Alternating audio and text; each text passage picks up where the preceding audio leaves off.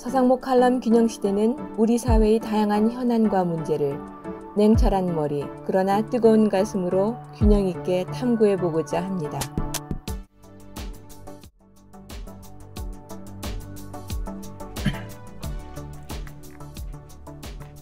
미국이 한국은 물론 전 세계에 미치는 영향력이 크기 때문에 다가오는 11월 5일 미국 대선에서 누가 대통령으로 당선되느냐는 우리 모두의 관심사가 아닐 수 없습니다. 그 이유는 바이든과 트럼프의 대내외 정책의 지향점이 매우 다르다고 알고 있기 때문입니다.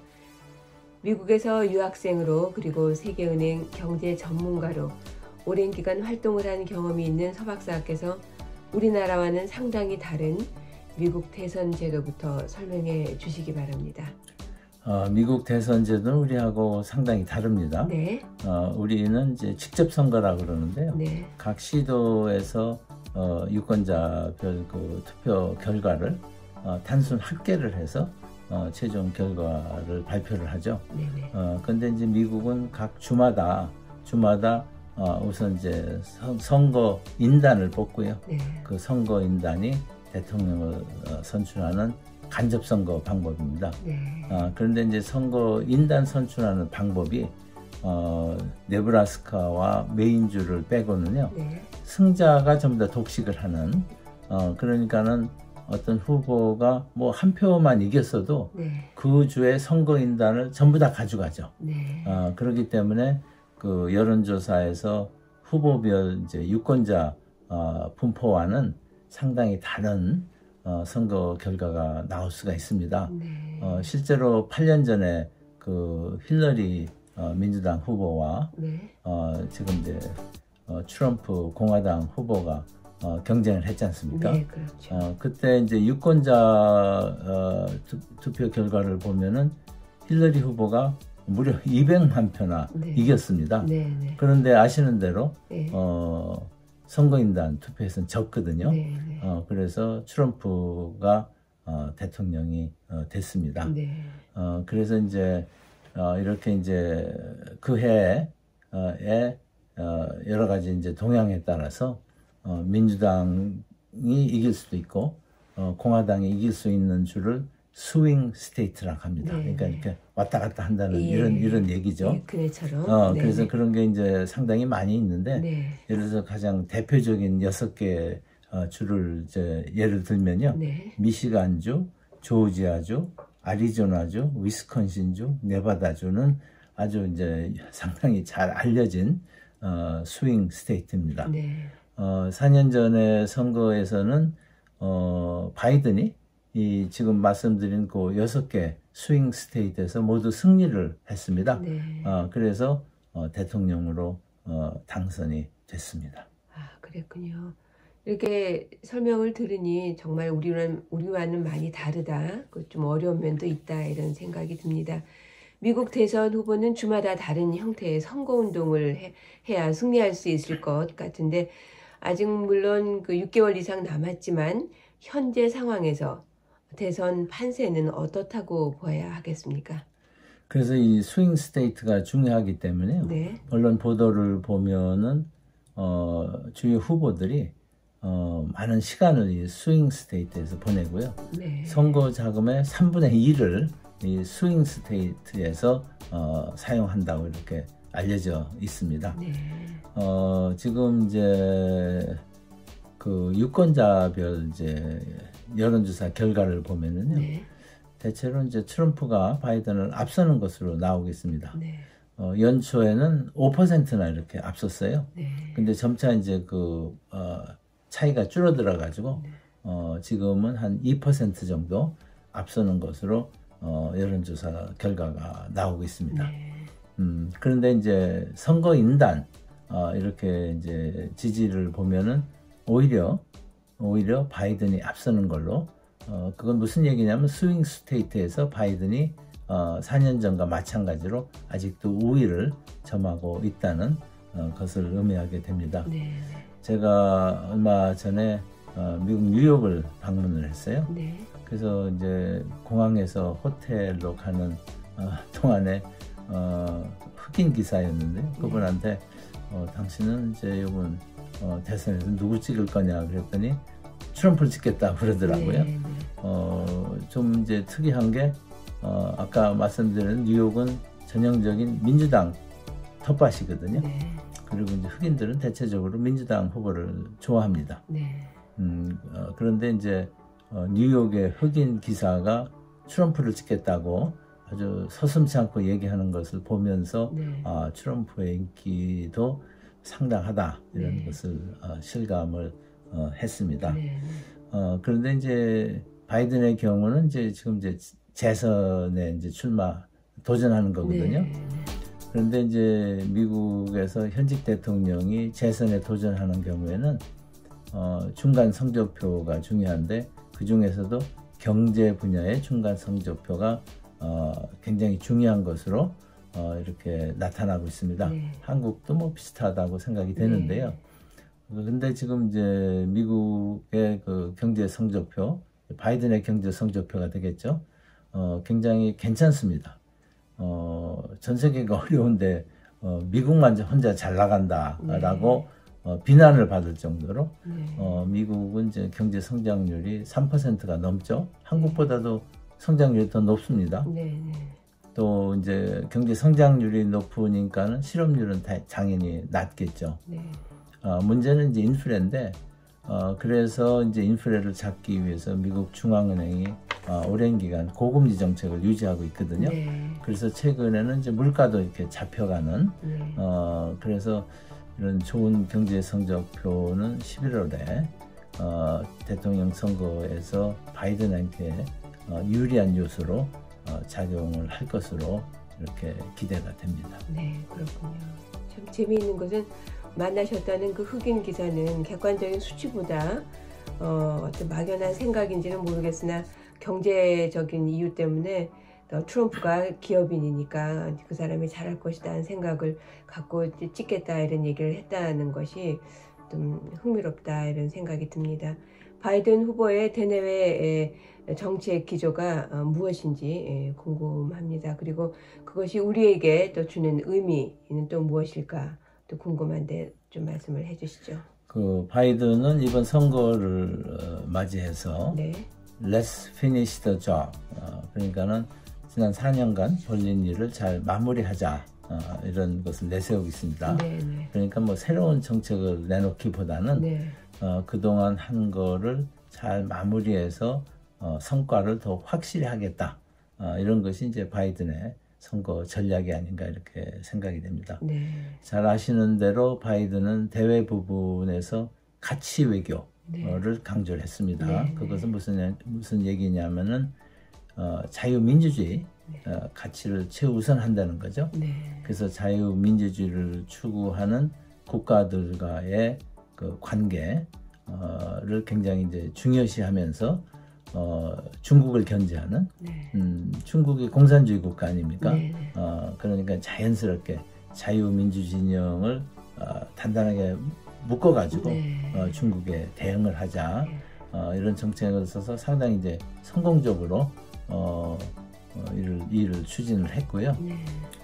또 이제 이번 코로나를 겪으면서 미국이 이 주요 반도체 같은 것은 국내에서 생산을 해야 되겠다. 생산 기반을 확충해야 되겠다.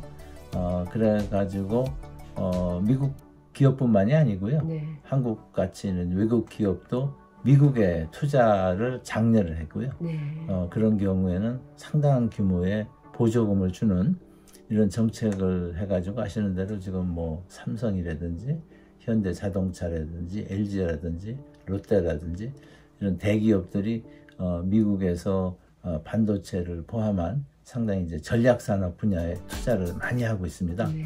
그래서 지금 한국과 미국과의 경제 관계는 국방 안보에 못지않게 어떻게 보면 이제 전략적 동맹이라고 그럴까요? 네.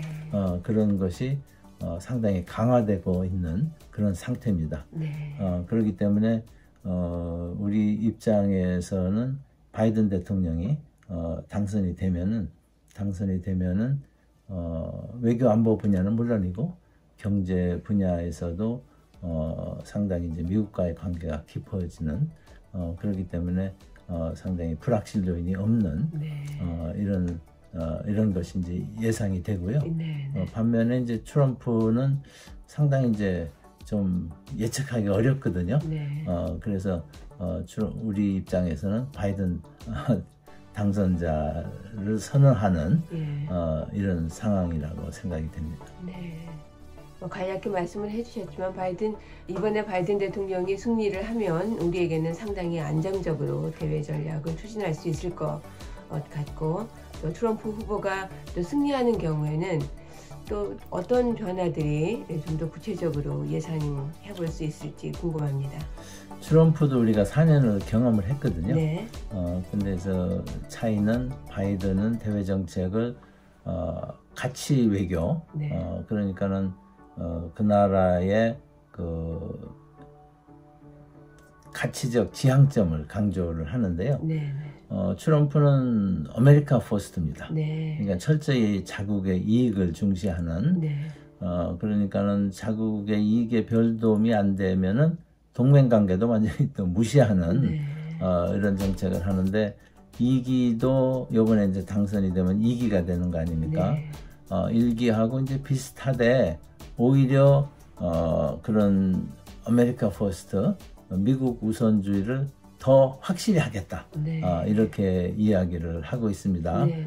그건 무슨 얘기냐면은 유럽 국가들한테는 방위비를 대폭 늘려라. 네. 미국에만 의존하지 않고. 네. 그렇지 않으면은 우크라이나 같이 러시아가 공격을 해도 네. 나는 관여하지 않겠다. 네. 실제로 그렇게 하기는 어렵겠지만 여하튼 굉장히 그런 강한 얘기를 하기 때문에 네. 불안해하고 있고요. 네. 한국의 경우에도 방위비 부담금을 늘리라고 굉장히 강력하게 요청해 왔지 않습니까? 네. 그래서 이제 그런 것이 지속이 될 거고요. 심지어는 한미 FTA 네. 같은 것도 뭐 그냥 무시를 하고 높은 관세를 매기겠다, 이런 가능성이 있는 것으로 얘기가 되고 있습니다. 네. 그래서 트럼프가 당선이 된다면은 우리 입장에서는 불확실 요인이 상당히 이제 커지는 그런 효과가 있을 것으로 생각이 됩니다. 네, 그렇군요. 이런 그 트럼프 후보의 대북 정책은 어떻겠습니까? 우리가 이제 가장 염려하는 부분이 대북 정책입니다. 네. 아시는 대로 1기 때 트럼프는 북한의 김정일 정권하고 네. 비교적 가깝게 지냈죠. 네. 여러 차례 정상회담도 하고. 네. 그래서 이제 우리가 우려되는 것은 북한은 절대 핵을 포기하지 않을 거거든요. 네. 그래서 북한이 핵을 포기하지 않는 상태에서 핵 동결을 전제로 해가지고 현재 여러 이런 경제 제재 조치를 철회하는, 그러니까 북한의 핵 보유를 용인하는 네. 이런 정책을 취할 가능성입니다. 네. 물론 그렇게 쉽지는 않을 겁니다. 네. 그렇지만은 만약에 트럼프 정부가 그런 방향으로 간다면은 우리는 핵무장 카드를 꺼낼 수밖에 없다고 생각을 합니다. 네. 사실 4년 전 선거운동 과정에서 트럼프 후보는 한국의 핵무장을 용인할 수 있을 것 같은 발언도 한 적이 있습니다. 그래서 만약에 트럼프가 그런 방향으로 간다면은 우리는 자체 핵 무장 카드로 대응을 해야 된다고 생각을 합니다. 그렇군요. 네, 그러면 이제 그 끝으로 이번 미국 대선에서 최종 결과를 결정할 주요 변수를 한번 정리를 해주시고, 또 이를 감안했을 때 서 박사께서는 과연 누가 최종 승자가 될 것이라고 생각하시는지에 대해서도 좀 의견을 주시기 바랍니다. 미국 대통령 선거가 한 6개월 이제 남은 것 같습니다. 그렇죠. 뭐 여러 가지 이제 변수가 있을 수 있는데요. 네. 큰 거 3가지만 제가 들도록 하겠습니다. 네. 그 첫 번째는 아까 이제 말씀드린 스윙 스테이트에서 누가 이기냐 하는 것이겠죠. 네. 그런데 4년 전에도 바이든이 네. 스윙 스테이트에서 이김으로써 대선 승리를 했거든요. 네. 지금도 바이든이 스윙 스테이트에서는 유리한 것으로 나타나고 있습니다. 네. 그 이유는 트럼프가 정책이 굉장히 극단으로 가지 않습니까? 네. 그러니까는 그 스윙 스테이트의 특징은 중도층이 많다는 거거든요. 네. 그러니까 트럼프 이제 극단적인 정책이 역으로 이제 바이든을 지지하는 이 트럼프 지지자들은 강도가 굉장히 강합니다. 네. 바이든은 약한데 그 대신에 이제 트럼프가 중도편을 잡는 데는 좀 핸디캡이 있죠. 네. 그래서 스윙 스테이트에서 바이든이 유리한다는 점 네. 하나를 지적하고 싶고요. 네. 두 번째는 이번에 이제 무소속으로 로버트 케네디, 존 F 케네디의 동생이죠. 네. 법무장관을 지냈고 대선 과정에서 암살을 당했습니다. 네. 그래서 이제 미국 국민들이 존 F 케네디 못지않게 로버트 케네디를 참 안쓰럽게 생각을 하는데요. 네. 그 아들이 로버트 케네디 주니어죠. 네. 이 사람이 무소속으로 출마를 하겠다고 네. 선언을 했는데 네. 네. 최근 여론조사를 보면은 무려 한 15% 정도가 로버트 케네디 주니어를 지지하는 것으로 이렇게 나타났습니다. 네. 케네디가는 그런 것을 걱정을 해가지고 네. 케네디가는 로버트 케네디 주니어를 지지하지 않고 바이든을 지지하겠다. 네. 이렇게 공개적으로 선언을 하기도 했습니다. 네. 그런데 이제 더 이제 흥미로운 것은요. 로버트 케네디 주니어가 당연히 바이든한테 불리할 것으로 이렇게 생각을 했는데 네. 트럼프하고 바이든하고 양자 대결에서는 아까 말씀드린 대로 한 2% 바이든이 지고 있거든요. 네. 그런데 이제 로버트 케네디 주니어를 넣어가지고 여론조사를 하니까는 오히려 바이든이 2%를 앞서는 굉장히 의외의 결과가 나왔습니다. 네, 그렇군요. 그 이유는 바이든이 현직 대통령이기 때문에 네. 이번 선거가 이제 중간 평가고 바이든을 이제 싫어하는 사람들이 많이 있을 거 아닙니까? 네. 근데 그 사람들이 양자 대결에서는 전부 다 이제 트럼프한테 갔는데 네. 이제 로버트 케네디 주니어 이름을 넣으니까는 반 바이든 유권자들이 트럼프와 로버트 케네디 주니어를 이렇게 갈라지는 그러니까 오히려 트럼프 표를 더 많이 갉아먹는 네. 그래서 이것이 의외로 바이든한테 좀 유리한 변수로 작용할 가능성이 많다는 점이고요. 네. 세 번째는 우리나라하고 좀 비슷한데요. 트럼프의 사법 리스크입니다. 네. 작년에만 해도 무려 4개의 그 형사 사건, 민사가 아니고 형사 사건이 이제 트럼프가 지금 해결해야 되는 네. 이런 상황에 놓여 있습니다. 네. 네. 이것이 이제 빠르게 진행이 돼가지고 대선 전에 트럼프가 뭐 후보 자격을 상실하는 이런 사태가 발생할 가능성은 거의 없습니다. 네.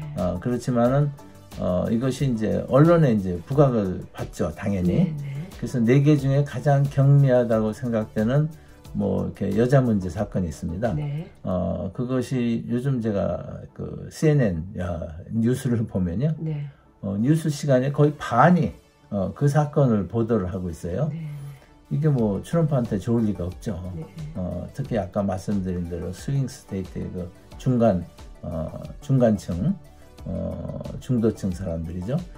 이분들한테는 그 트럼프의 사법 리스크가 안 좋은 결과를 가져올 거기 때문에 네. 이것이 앞으로 6개월 동안 이것이 진행이 되면은 네. 이건 트럼프한테 상당히 이제 악재가 네. 될 것이다. 그래서 이 세 가지를 제가 이제 지적을 했는데요. 이게 전부 다 이제 트럼프한테는 불리하고 바이든한테는 유리한 이런 조건들입니다. 네. 그래서 저는 지금 이제 저보고 예측을 하려고 그러면은 네. 유권자 투표 에서는 뭐 바이든과 트럼프가 이렇게 우위를 가질 수 없을 정도로 상당히 이제 비슷한 결과가 나오겠지만은 선거인단 투표에서는 바이든이 4년 전과 마찬가지로 승리를 할 것으로 이렇게 생각을 합니다. 아, 그러시군요. 네, 이렇게 바이든이 승리할 가능성이 높다라고 하니 우리로서는 상당히 반갑고 또 다행이다 이런 생각이 듭니다. 박빙의 미국 대선 우리가 관심을 갖고 끝까지 또 지켜보고 싶다 이런 생각이 듭니다. 지금까지 심도 있는 좋은 말씀 주셔서 감사합니다.